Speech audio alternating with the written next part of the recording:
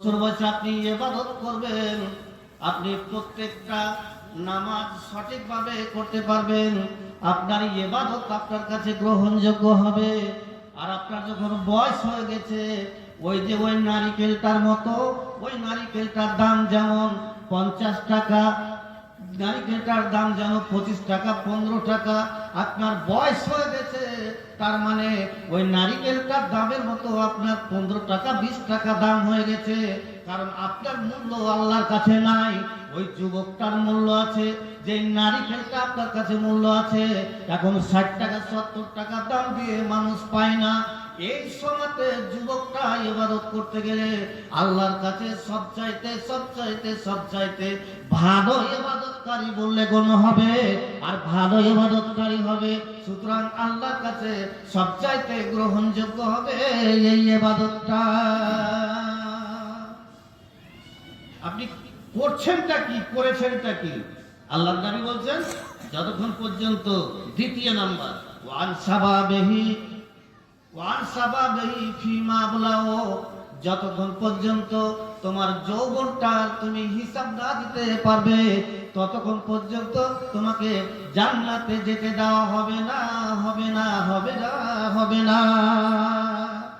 এই যৌবন কালে তোমাকে, তোমার বয়স যখন হয়েছে, তোমাকে নামাজের কথা বলে মৌলভী সাহেব বললো নামাজ পড়ো, মৌলভী সাহেব পড়বো, আজ নয় কাল পড়বো, এই করতে করতে করতে করতে তোমার সময়টা চলে গেল। একদিন তোমার মওতটা এসে হাজির হয়ে গেল, নামাজ তুমি পড়তে পারলে না, সুতরাং তোমার কিছুই আর থাকলো না, তুমি চলে গেলে, তোমার যৌবন কালটাকে তুমি বরবাদ করে দিলে, তোমার যৌবন কালটাকে তুমি বরবাদ করে দিলে। নামাজের কথা যদি বলা হয়, নামাজ পড়বো, রোজার মাস যখন চলে আসে রোজা করবো, রোজার মাস যখন চলে আসে, এই যে সামনে রমজান মাস, এই রমজান মাস কত লোকের যে বেমারি বাড়বে আল্লাহ পাক জানে ভালো করে। বেমারি বাড়বে, ওর বেমারি নাই, ওর বেমারি বেড়ে গেল। কিছু কিছু লোক কলমুর ডাঁটাকে সুন্দর করে বাঁটবে, আর বাইকে চাঁদির একটু চুল গোল করে কেটে নেবে, চাঁদির চুল কেটে দিয়ে লাগিয়ে দিবে, আর রাস্তা দিয়ে হাঁটবে, থর করে কাঁপবে। মৌলভী সাহেব জিজ্ঞাসা করবে, কি আছে, কেন এরকম করছেন? আর কত পারবো না মৌলভী সাহেব, আর পারি না, মনে হয় বাঁচবো না, আর মরে যাবো। কেনে?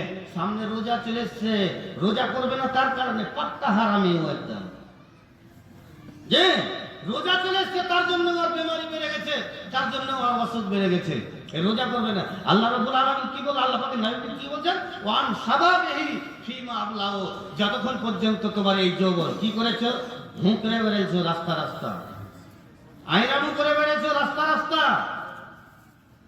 তোমার রক্ত গরম ছিল, তোমাকে যখন নামাজের কথা বলেছে তখন তুমি নামাজ পড়োনি, তোমার যা ইচ্ছা তাই তুমি করেছো, তোমার যেটাই ইচ্ছা সেটাই তুমি করেছো, তোমার রক্ত গরম ছিল, ষাঁড়ের বেটা ষাঁড়, তুমি রাস্তা দিয়ে ঘুরছিলে, তুমি কাউরি কথা কর্ণপাত করছিলে না, কাউরি কথাই তুমি শুনছিলে না, তুমি এইভাবে চলছিলে ষাঁড়ের মতন, বুক ফুলিয়ে তুমি হাঁটছিলে, তুমি কাউরি কথা শুনছিলে।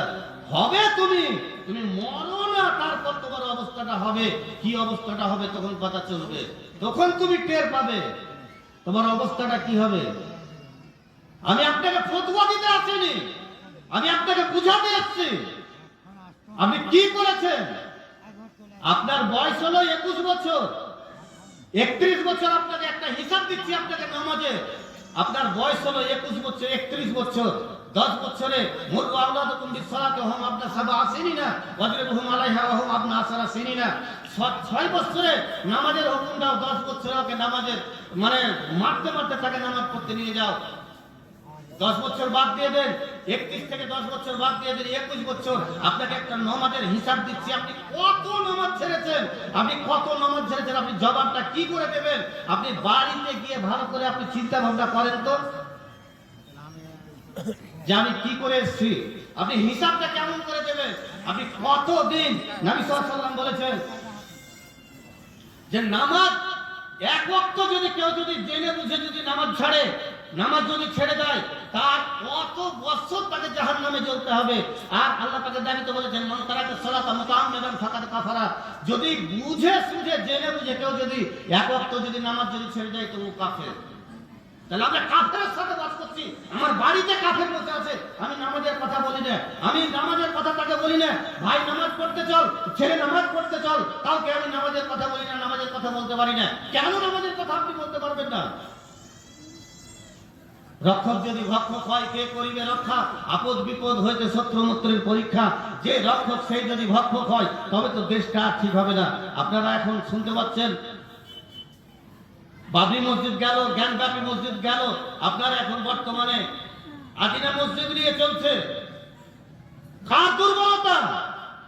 আপনার আমার মধ্যে বেঈমান বাস করছে, তার কারণে আপনার মধ্যে আমার মধ্যে হারামখোর বাস করছে, তার কারণে নামাজ যদি কেউ যদি ছেড়ে দেয় তাকে আমরা কি বলি? বেনামাজি বলি। কথা বলেন, বেনামাজি বলি। আচ্ছা, যারা মদ খায় তারাকে কি বলি? তারাকে কি বলি? এখানে ইস্তাহারে নাম আছে, প্রধান বক্তা জনাব মাওলানা হায়দার আলী সালাফি সাহেব মুর্শিদাবাদ। মাওলানা বলে এখানে মাওলানা লেখা হয়েছে।